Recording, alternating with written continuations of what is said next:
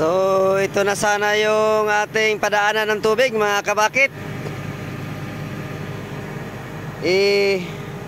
Kaso lang ay hinto ako dahil nag-overheat itong unit na Caterpillar natin. Ayun mga kabakit.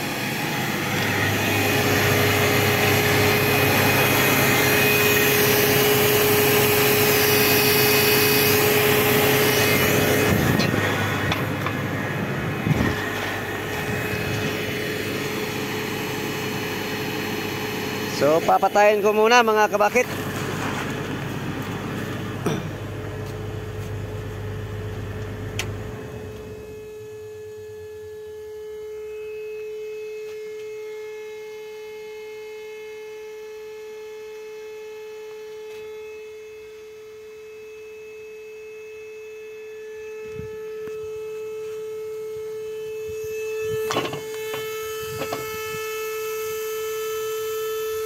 Ayun mga kabakit. Tumutunog siya mga kabakit na parang barko. Parang busina ng barko ang kanyang tunog. Dito sa radiator niya. Ayun mga kabakit. Dito po siya bumubuga ng mainit na hangin mga kabakit oh. Ito yung parang bumubisina sa radiator niya. Pinatay ko naman mga kabakit ang kanyang makina pero may tunog pa rin ang kanyang radiator.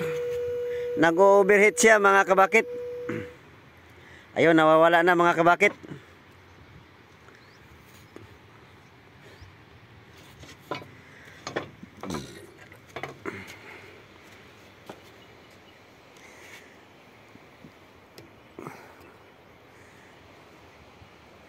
Nawawala na ang kanyang tunog mga kabakit.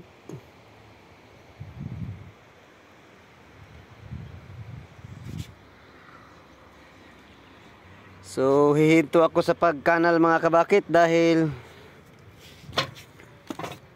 overheat yung unit natin, matandang Caterpillar.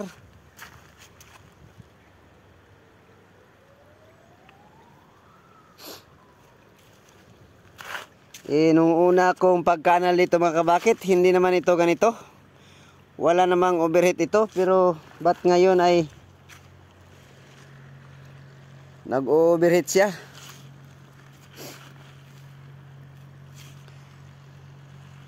So ito kasing ginawa ko mga kabakit, itong pagkanal ko sa gitna ng ilog ay yung tubig doon sa bandang kanan, ililipat ko dito sa gitna mga kabakit. Dito yun na tubig ay dito ko padadaanin. So pinalakihan ko ng kunti mga kabakit itong aking pagkanal para kusang lilipat din siya dito sa gitna, pero nag-overheat itong unit natin.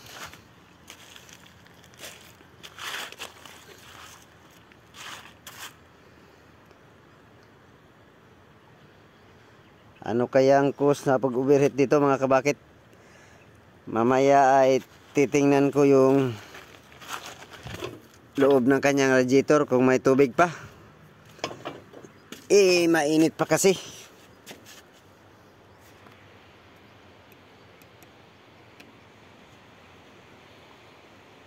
Tumutunog siya mga kabakit, parang busina ng barko. So i-open ko itong kanyang takip mga kabakit. Ganito mag-open ang takip ng radiator mga kabakit kapag nag-overheat. Huwag mong hawakan sa kamay dahil siguradong sabog yung tubig sa loob na sobrang init. Ito lang mga kabakit, ganito ang pag-open ng kanyang takip na nag-overheat na radiator. Apakan mo lang na nakatsinilas ka at ayun, i-open mo.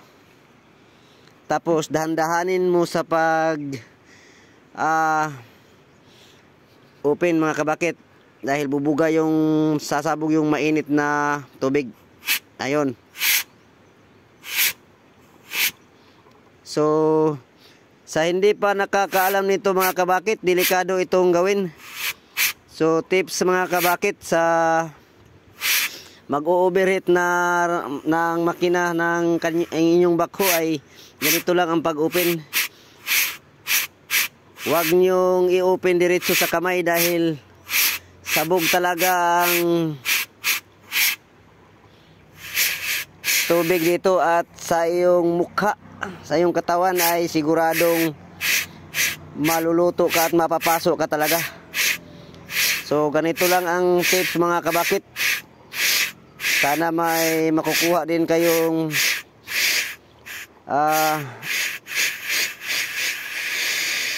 ayun mga kabakit. Kung diniritso ko ito sa kamay mga kabakit ay siguradong sasabog yung tubig papunta sa iyong mukha. So ayun mga kabakit, hindi na yan, dahil dahan-dahan ko siyang ino-open. So ito ang gagamitin natin mga kabakit. Napakaliit na sasina ng tubig natin ito. Bahala na magbalik-balik tayo dito mga kabakit sa pagsandok ng tubig, dahil importante talaga ito sa radiator ng backhoe. Overheat kasi.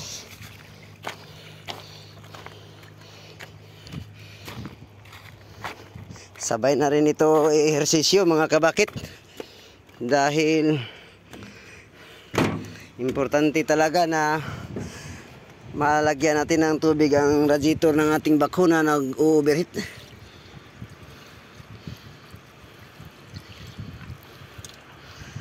Ayun mga kabakit, napuno na siya.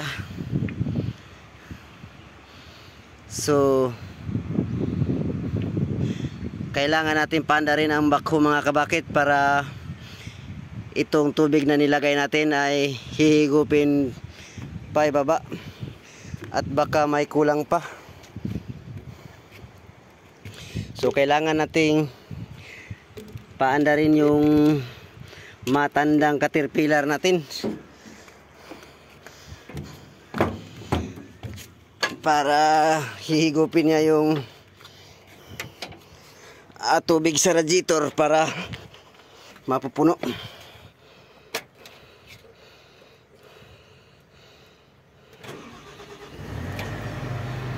Ayun, one click mga kabakit.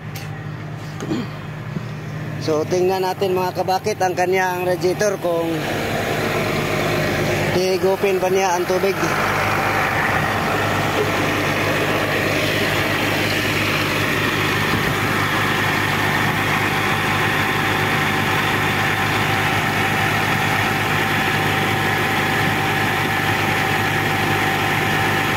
Mga kabakit, hinihigop niya mga kabakit.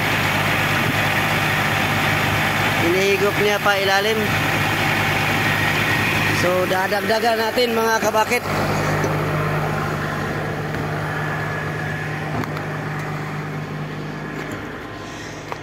Dadagdagan natin mga kabakit para ma-full tank yung kanyang tubig sa radiator.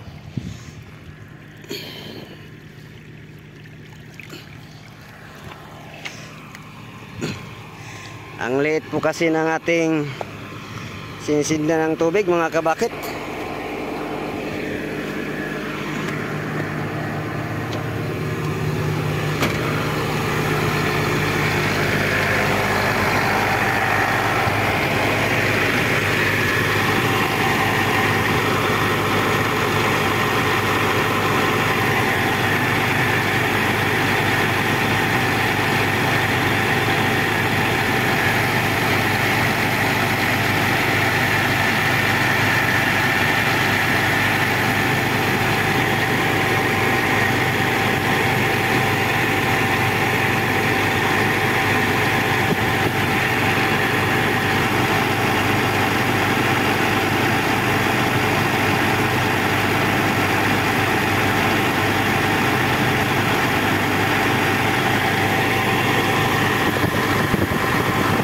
natin ang tatakipan mga kabakit.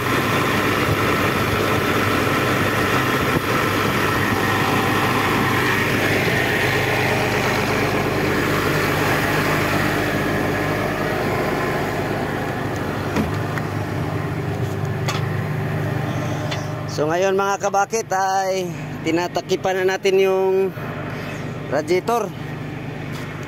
At susubukan na naman natin itong i-operate. So ayun mga kabakit, hindi na nag-blink dito ang kanyang red na light. Yan kasi mga kabakit ang palatandaan kapag nag-overheat ay mag-blink dito ang red na light sa dashboard. So ayun mga kabakit ay bumabalik na sa normal. So i-operate na naman natin ito mga kabakit. So thank you for watching mga kabakit and God bless.